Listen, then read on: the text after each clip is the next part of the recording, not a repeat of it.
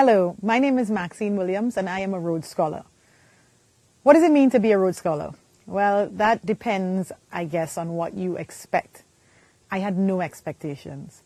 I came to this completely by chance, which I'm hoping most other people don't have to do, because as we know, relying on chance is sort of an oxymoron. I happened upon a friend on the street one day. I was at Yale University as an undergraduate, and I met a friend and said, I haven't seen you in a while. And he said, oh, that's because I went to Barbados for the interview for the Rhodes Scholarship. And I said, what's a Rhodes Scholarship? And at this point, I was already in my third year of a 4-year degree, which is just around the time when most people apply for the scholarship. And he kind of said, well, it's a great thing that allows you to go to Oxford, and when it's your time, you should definitely apply. And at the time, I sort of waved it off, and I said, please, this is enough studying for me. I'm not like you people. Well, it turns out I was very much like those people, because now when I look back, I can't imagine what life would have been like had I not won this scholarship. Because what it gave me is an incredible set of friends, first and foremost, a great opportunity to live in a different place, to study with great people, and to travel a lot. You know, being in the UK, near to London, felt like being in the center of the world. I could get to the east as easily as I could get to the west. And having a Rhodes Scholarship meant feeling like you had rich parents, which for me would have been the first time in life. So in all of the holidays, I was able to apply for grants to do research, and I came to Haiti a lot, which is a place that I love, to do research. And Rhodes was very generous in that regard. If you have an interest, you can find opportunities within the scholarship to get funding to pursue it. So it was just amazing. Whatever I felt I could imagine, I could realize. And that was one of the beauties of the scholarship. And then when I talk about the friends that I had, well, the way the scholarship goes about selecting people, while some people think it might be a little too selective, if you happen to get it, what you get as a result of their pre-selection is a group of people who are driven and bright and interesting and community-minded. And those people are now my lifelong friends. People who laugh a lot, have a lot of fun, but at the same time could sit down and, like, I don't know, dissect the human genome in their off days. So it makes for a really, really interesting environment.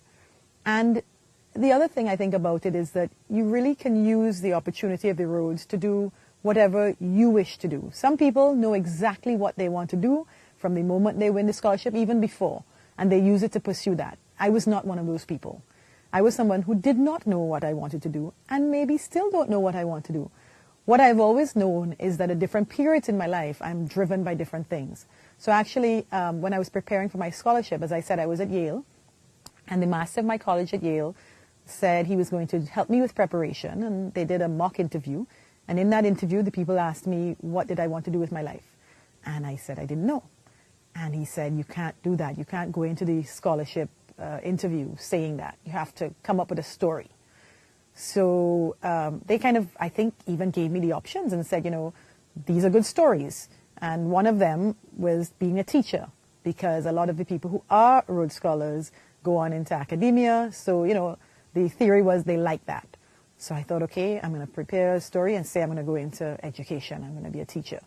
And I did a little preparation, had my whole thinking out. And I was always into acting, so I know you get a backstory for a character, and that helps. So I was going to be a teacher.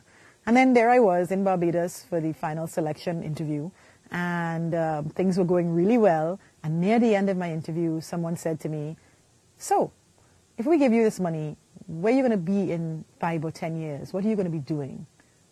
And that was the moment when I was meant to do my greatest acting and talk about being a teacher and how spiritually, intellectually fulfilling this was going to be. And the words could not come out of my mouth. I looked at them, and instead of saying teacher, I said, I don't know. And you could hear the air come out of the room. And someone else said, what do you mean you don't know?